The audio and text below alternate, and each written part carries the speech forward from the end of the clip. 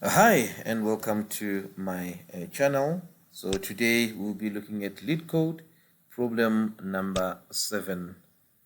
Right, so it says here that reverse an integer. Cool, so it's of medium in terms of difficulty level. And then let me just give it a thumbs up here.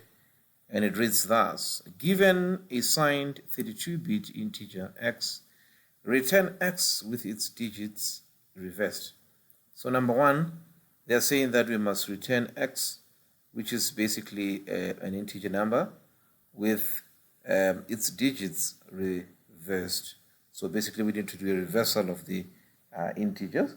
And then if reversing x causes value to go outside the signed 32-bit integer range. So basically, if it is outside this range, 2 to the power of 31 minus 1, and also it's negative there, then we just simply need to return a 0.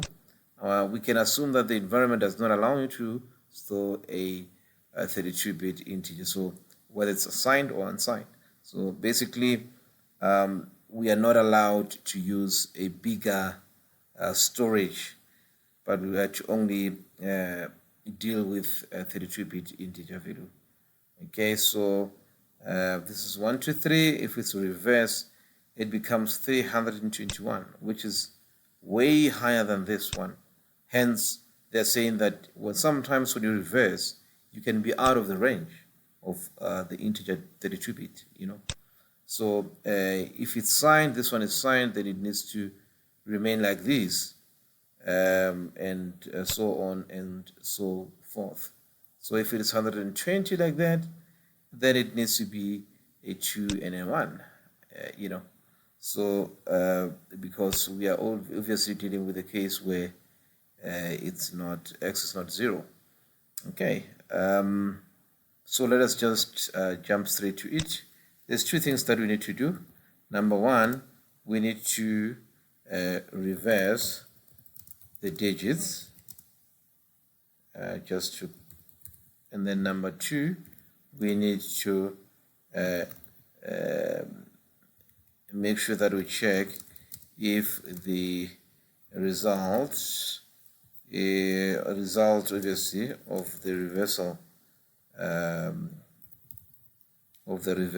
I'll just say result, if the result is still in range. Cool. I think this is where the main trick lies. And obviously, number one, let's start with number one, which is the reversal. You should recall that for reversal, we would use the modulus.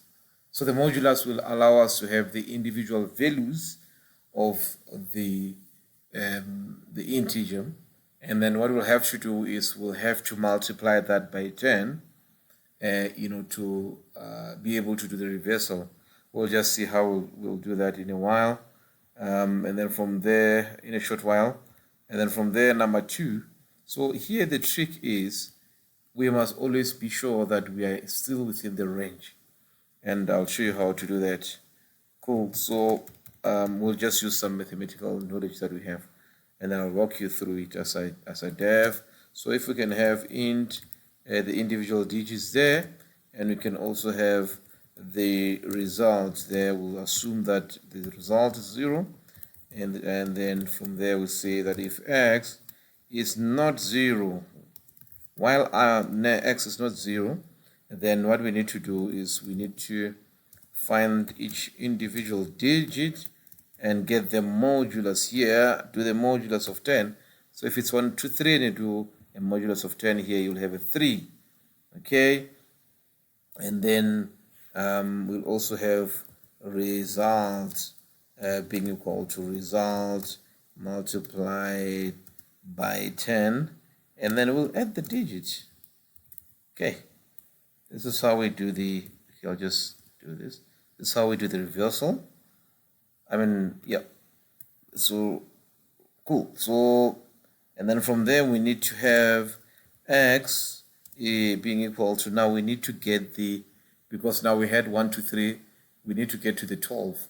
So we can just take whatever we have there and then divide it by a 10. So if we divide that by a 10, 1, 2, 3 divided by a 10 is going to be 12.3.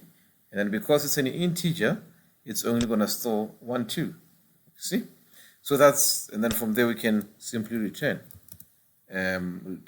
result. Cool. So we have answered comment number 1 there, which says first and foremost we need to do a reversal. Cool. But then the number 2, it says here that we need to be cognizant of the range that we're given, because sometimes 1, 2, 3, and 321 is a big number. Sometimes it can be out of range.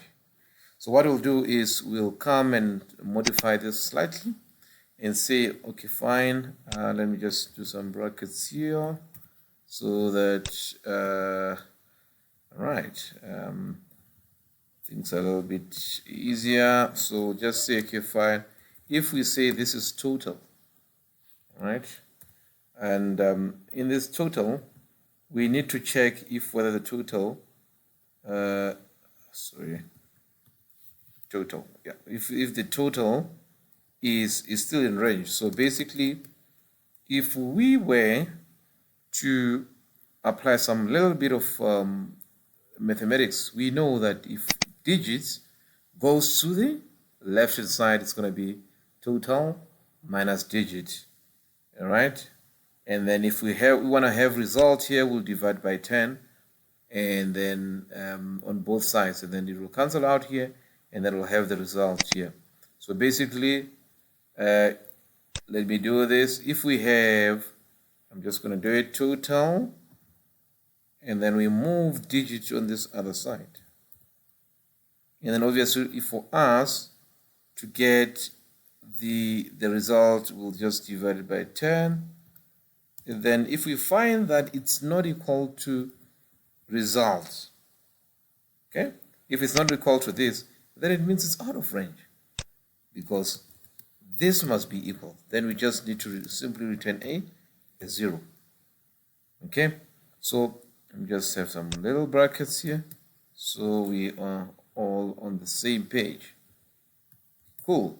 So if we move this to the right, and then we'll have total minus digit, and then if we want to have the result, we can just divide by 10 on both sides. It will cancel out on the right hand side, and then on the left hand side it will be total minus digit divided by 10.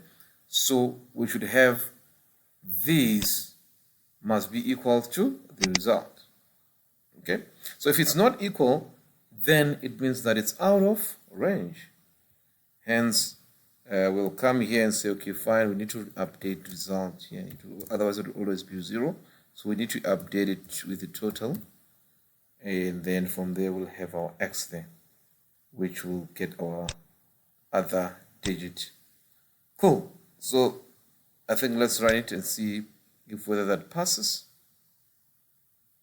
Okay. Cool. It passed. And then let's do a submission.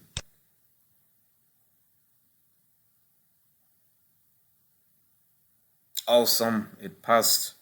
So we have come to the end of our solution. If you haven't subscribed, just hit the subscribe button there so that you can get the latest content. Ciao, ciao.